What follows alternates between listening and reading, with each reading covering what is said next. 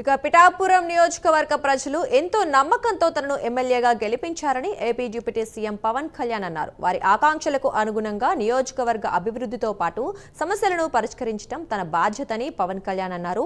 మంగళగిరిలోని జనసేన క్యాంప్ కార్యాలయంలో పిఠాపురం నియోజకవర్గానికి చెందిన 42 మంది అనాథ పిల్లలకు పవన్ కళ్యాణ్ తన వేతనం నుంచి ఒక్కొక్కరికి నెలకి 5,000 రూపాయల చొప్పున 2,10,000 రూపాయల ఆర్థిక సాయం అందించారు. జీతంలో మిగిలిన మొత్తాన్ని కూడా వారి బాగోగులు చూసేందుకే ఖర్చు చేయనున్నట్లు పవన్ ప్రకటించారు. అందుబాటులో ఉన్న 32 మందికి పవన్ స్వయంగా సాయాన్ని అందించారు. మిగిలిన వారికి జిల్లా యంత్రాంగం ద్వారా ఆ మొత్తాన్ని అందిస్తామన్నారు. ప్రతి నెల ఈ సాయం వారి ఇళ్ల వద్దే అందించేలా ఏర్పాట్లు చేశామని డిప్యూటీ సీఎం పవన్ కళ్యాణ్ చెప్పారు.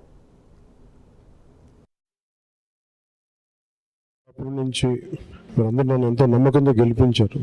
మన పిఠాపురం కావాల్సిన అభివృద్ధి పనులతో పాటు ప్రతి చిన్న సమస్య ఏది ఉన్నా కానీ మన ఇక్కడ దగ్గర పర్యవేక్షిస్తూ మన డిప్యూటీ సీఎం ఆఫీస్ దగ్గర నుంచి కానీ అక్కడ స్థానికంగా మన ఆఫీస్ దగ్గర నుంచి అన్ని పనులు చేసుకుంటూ వెళ్తున్నాం.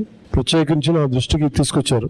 దాదాపు 42 మంది ఆర్ఫన్స్ ఉన్నారు.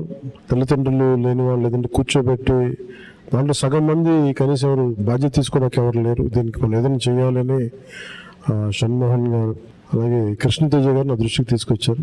ఆ రోజు నేను అనుకున్నది ఏంటంటే ముందుగా నేను ఎమ్మెల్యేగా గెలిచి డిప్యూటీ సీఎం పదవి తీసుకున్నాక బాధ్యతలు తీసుకున్నాక జీతాలు ఇవన్నీ తీసుకోకూడదని నిర్ణయించుకుంటే అసలు భారం అవ్వకూడదని. కానీ పరిస్థితి ఏమొచ్చిందంటే చాలా మిగతా వాళ్ళందరూ కూడా ఇబ్బంది అవుతూ ఉంది. అందువల్ల అంటే ప్రత్యేకించి నేను తీసుకొని అది ఎవరికి ఖర్చు పెట్టాలి అని అనుకుంటే నాకు చదువుకుంటున్న మీకు తల్లిదండ్రులు కుటుంబం ఇవన్నీ దూరమైన మీకు అది మీ భవిష్యత్తుకి ఏదైనా ఉంటే చాలా చాలా బాగుంటుంది అనేది నాకు అనిపించింది.